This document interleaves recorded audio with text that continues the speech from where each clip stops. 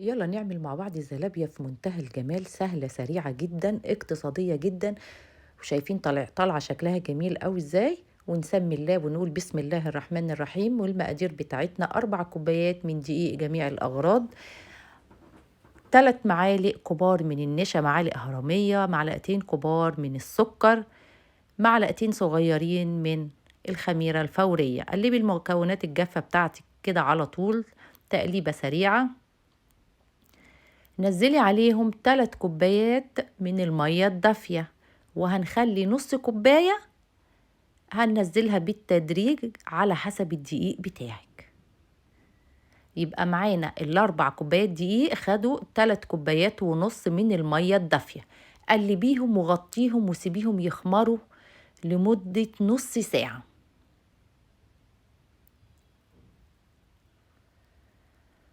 بعد النص ساعة شكل العجينة الجميل بتاعنا عامل ازاي. احنا مش عايزينها عجينة خفيفة، عايزينها عجينة ماسكة نفسها علشان تتشكل معانا بكل سهولة، ما تبقاش خفيفة قوي. وشوفي بقى شكل التشكيل بايديكي كده. امسكي العجينة في ايدك واقفلي عليها زي ما انت شايفة، ومعلقة من بتوع الشاي الصغيرين وبسن المعلقة وبليها في الزيت واستخدميها، عشان الزيت مش هيخليها تلزق معاكي. وباللي صباعك اللي انت هتنزلي بيه ده في الزيت بالليه برضو زيت علشان ما تلزقش في ايديكي وتعمل اشكال غريبة كده، تنزل مرة واحدة وهي مدورة. الزيت بتاعك طبعا بيكون غزير شوية، زيت كتير شوية وبيكون سخن قوي. وتبتدي تقلبي فيها عشان تبقى كلها لون واحد. جهزي الشربات بتاعك من بالليل او من الصبح بدري. كوبايتين من السكر عليهم كوباية من المية عليهم عصرة ليمونة، هيستووا على البوتاجاز لمدة 10 دقايق.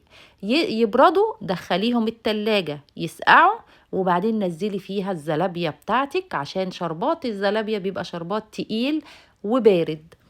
بعد كده هتطلعي من الشربات على مصفى عشان اي شربات زيادة ينزل معانا. ودي النهاية. شكل الزلابية جميل جدا، حلو قوي. ممكن تحطي عليها صوص من الشوكولاتة، وممكن تستغني عن الشربات وترشي عليها سكر بودر، اللي يعجبك اعمليه. وممكن تحطي صوص كراميل.